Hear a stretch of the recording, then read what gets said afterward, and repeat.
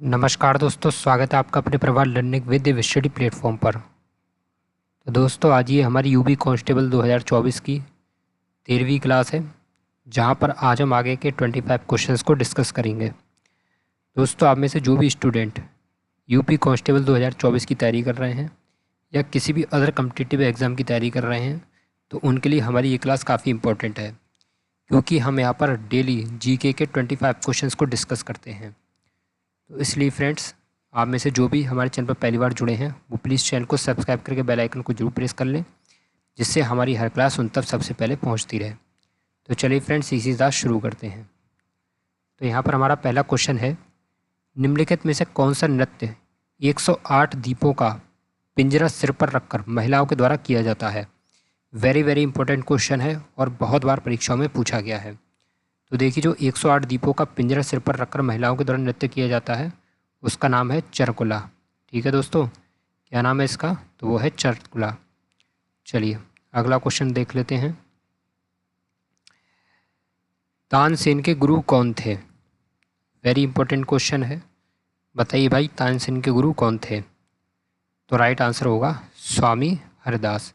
ठीक है दोस्तों, तानसेन के गुरु कौन थे? तो वो थे स्वामी हरदास। चलिए अगला क्वेश्चन देख लेते हैं।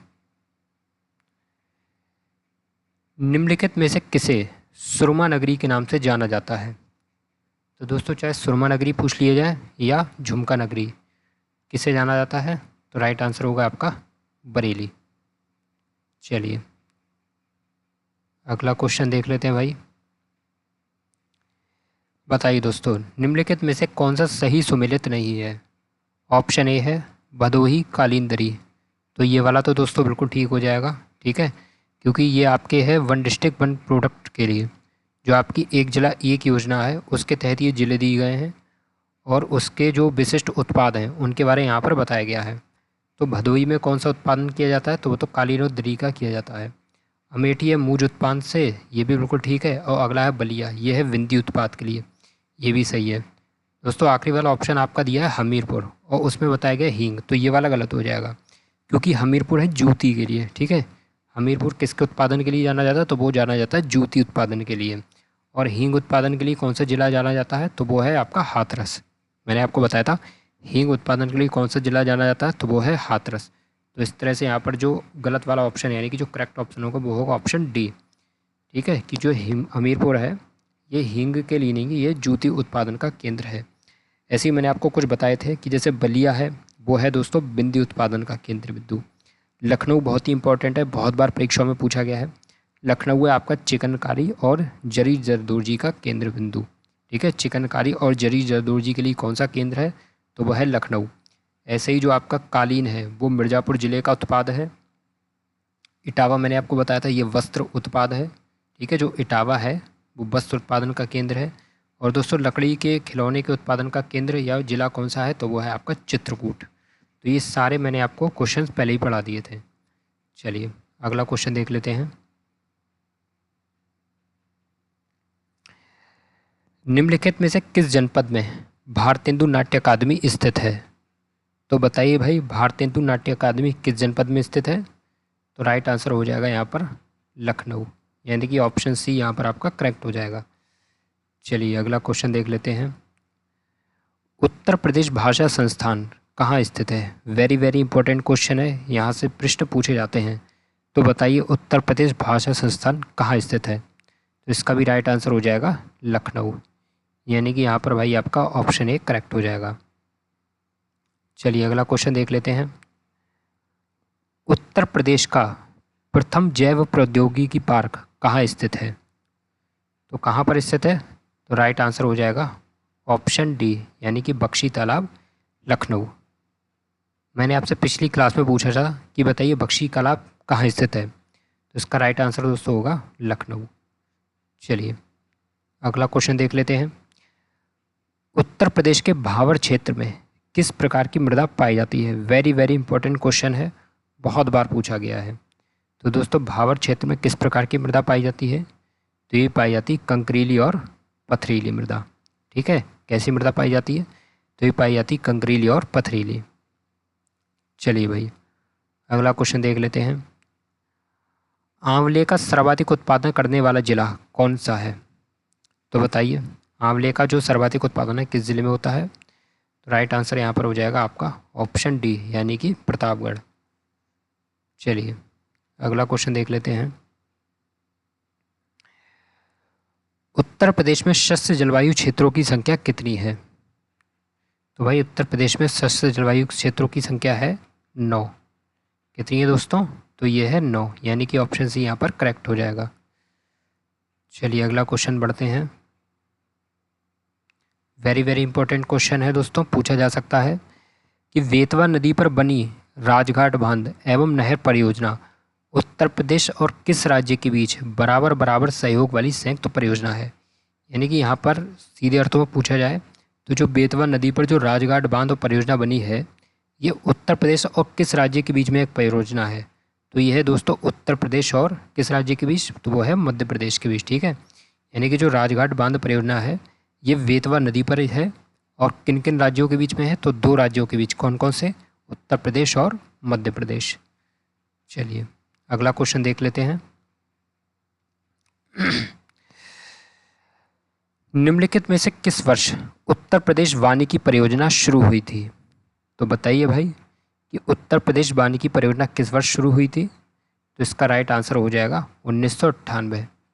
देखिए दोस्तों, मैंने आपको बहुत सारी क्लासेस करा दी हैं और मैं हर क्लास में लगभग 25 क्वेश्चन डिस्कस करता हूं। तो अब आपका कर्तव्य है कि मैंने आपको जितने भी क्लास कराई हैं उन सारी क्लासों का एक बार रिवीजन कर लो।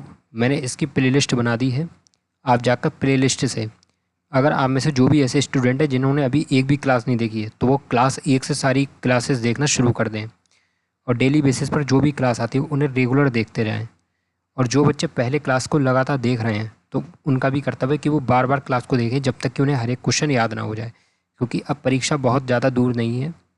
जैसा कि आप जानते हैं अब इलेक्शन भी हो चुके हैं, तो इसीलिए अब आपको इसके लिए तैयार रहना होगा।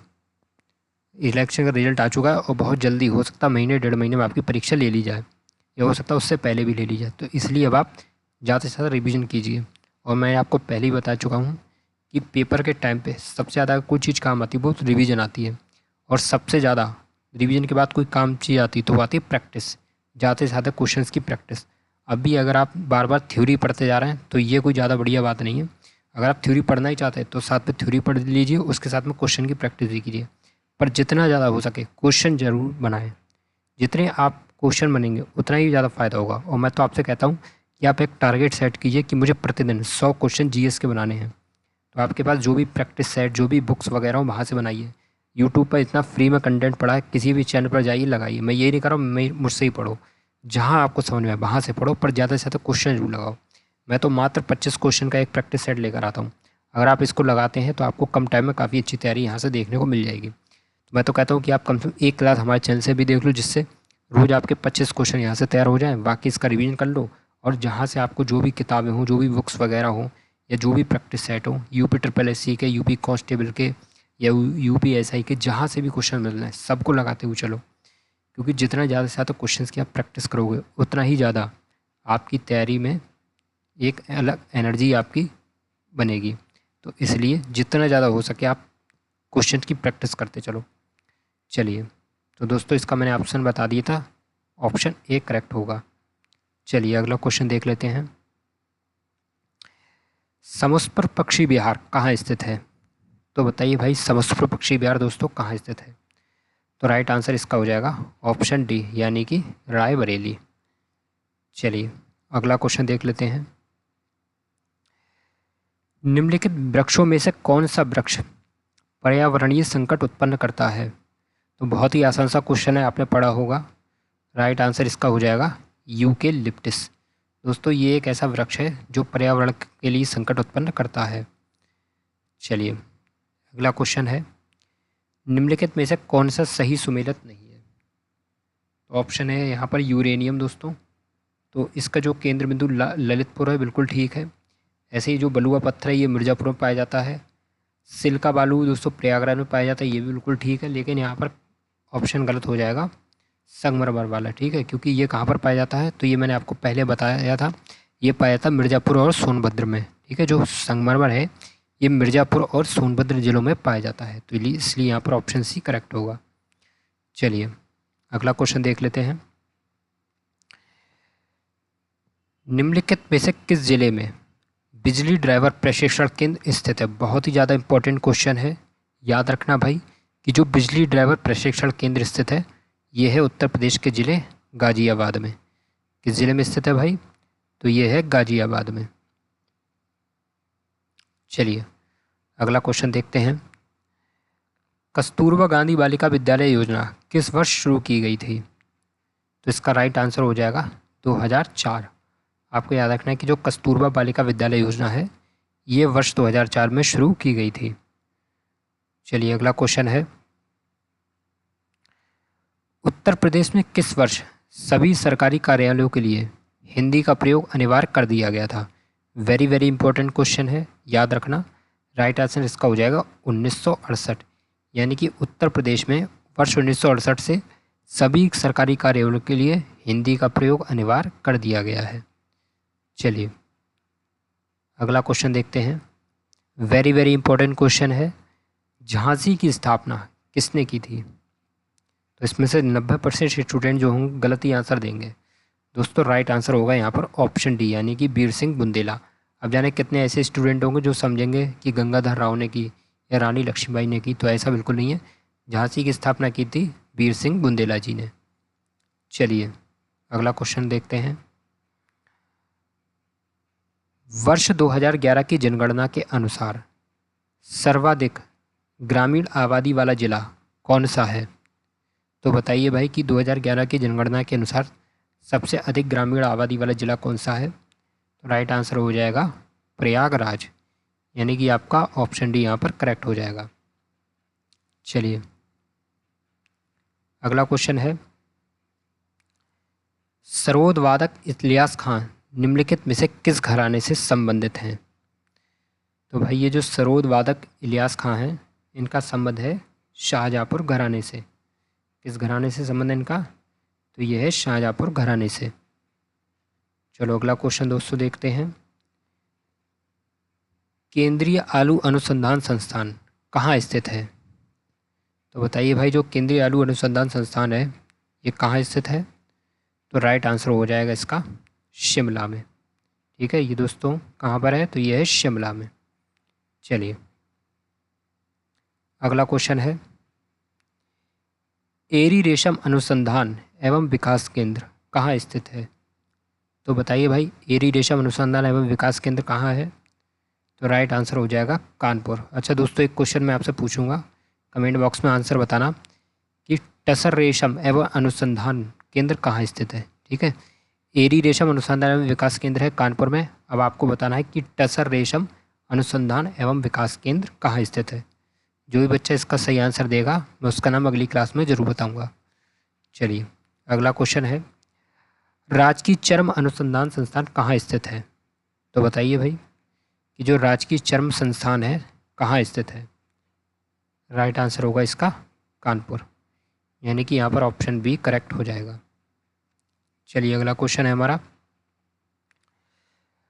रमाबाई अंबेडकर मैदान कहाँ स्थित है? बहुत ही ज़्यादा इंपॉर्टेंट क्वेश्चन है आज की सारी क्लासेस के। तो बताइए रमाबाई अंबेडकर मैदान कहाँ है? तो इसका भी राइट आंसर हो जाएगा ऑप्शन ए, यानी कि लखनऊ।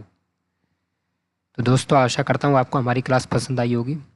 तो अगर आपको हमारी क्लास पसंद आई तो प्लीज़ क्लास को लाइक करें, चैनल को सब्सक्राइब करें, साथ ही बेल आइकन को जरूर प्रेस करें और अपने दोस्तों के साथ में ज़्यादा से ज़्यादा शेयर करें और कमेंट बॉक्स में ये बताएं कि क्लास आपको कैसी लगी है। साथ ही मैंने जो आपसे क्वेश्चन पूछा है टसर रेशम एवं अनुसंधान केंद्र कहाँ स्थित है, इसका आंसर भी ज़रूर दें। तो ठीक है फ्रेंड्स, इसी के साथ विदा लेते हैं और मिलते हैं अगले नेक्स्ट क्लास में। तब तक के लिए नमस्कार, जय हिंद, वंदे मातरम।